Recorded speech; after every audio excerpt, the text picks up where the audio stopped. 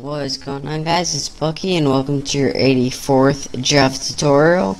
In this tutorial I'm going to be going over graphics because, well, my ultimate goal of these tutorials is pretty much to make computer games, and we can't make a computer game without sweet graphics. So I'm finally getting into graphics. I decided to abandon flow layout and stuff for now because, you know, this is just much more exciting. If we need any other layouts, we'll go back to them, but for now, I want to start making some sweet graphics on the screen, so let's go ahead and do that. As you can see, I made a new class called Peach because, well, to be quite honest, just because I like peaches, and it needs to extend JPanel because we're going to be using that. So don't forget to have all your imports. Now, let's go ahead and get started with making graphics on the screen. Now, in order to make graphics on the screen, we need a method called paint component, and this paint component method is used to draw graphics on the screen. So let's go ahead and put public void paint component, and for a parameter, it takes an object from the graphics class. So graphics, and I'll just name it G. You can name it whatever variable you want. In this parameter right here, this G, this is going to be used to like set the color, and we manipulate this object depending on what we want to draw. But don't forget that you need this method called paint component. This is a built-in method that's inherited, and this is the method used to create all graphics on the screen. So now that we have this method, we can automatically start creating graphics. So let's go ahead and get to it. The first thing we need to do is just one other housekeeping thing. We need to put super paint component and just fill in G right there. And what this is going to do is it's going to call the superclasses. Remember, this is how you call superclasses methods. We want to call the superclasses paint component method, and you just need to do this because there's stuff in the superclass that we need to use just for housekeeping stuff, and pass in your parameter or whatever it was here. And that's the only kind of confusing thing that might not be self-explanatory, so don't forget that. So now let's go ahead and get started. The first thing we want to do is set the background color for our screen.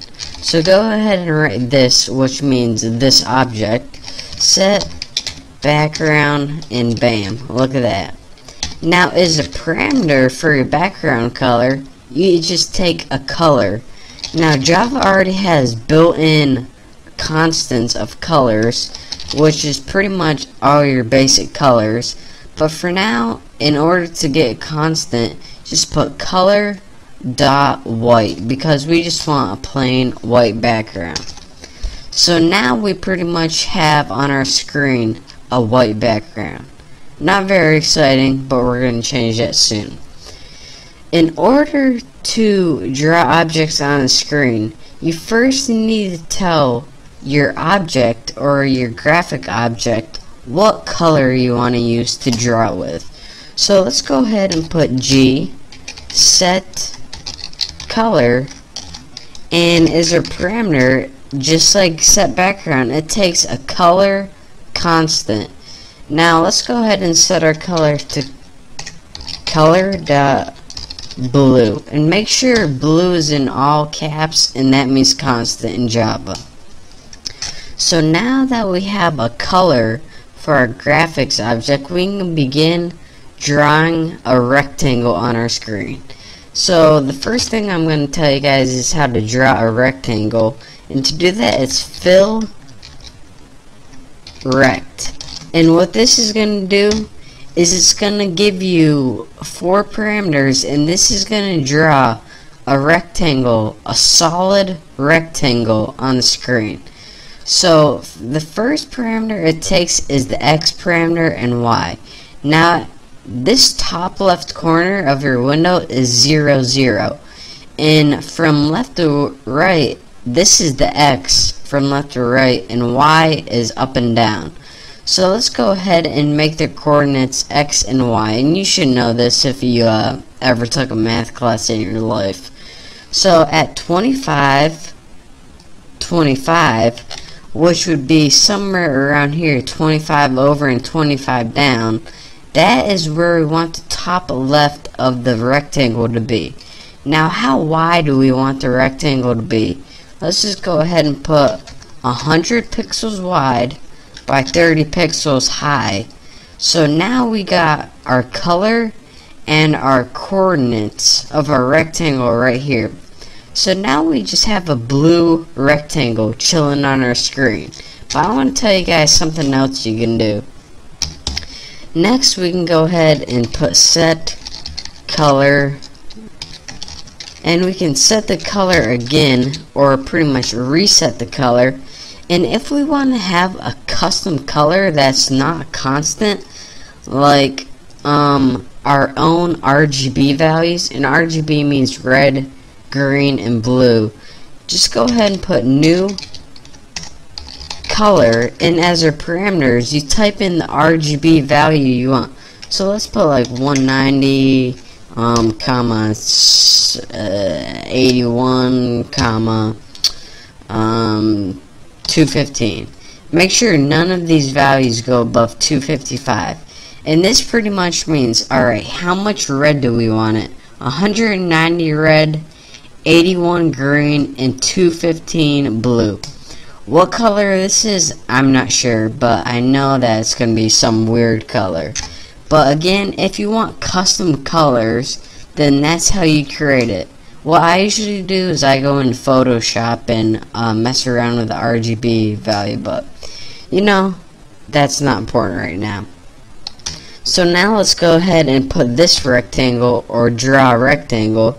So G fill rect, and again we have to fill in all our parameters. So where do we want to, we can't have it start in the same place, so let's have it like start at 25 over, but we'll have this one go 65 down, since this one ends at 55. So again, this is the Y and this is the height. So this will give us 10 pixels of padding, and you can mess around with this on your own. And we'll make it the same width and height for, you know, it's just nice to be constant. Get it? Constant? I just made that up. It's not even a joke, really. But anyways, now we have two rectangles chilling on the screen. So the last thing I wanted to show you guys is that not only rectangles, but you can actually draw text on the screen. So let's go ahead and change our color one more time, just because we don't want everything the same color on the screen. It's going to be boring. Set color, and we'll just change this color to like red or something using color.red is our constant. And now let's just go ahead, and this is how you draw strings or text on the screen. G.draw string. How easy is that? Now your iterator is pretty much what do you want the string to say.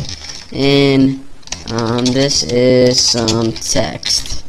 And make sure you spell text wrong or else it won't work. I'm just kidding.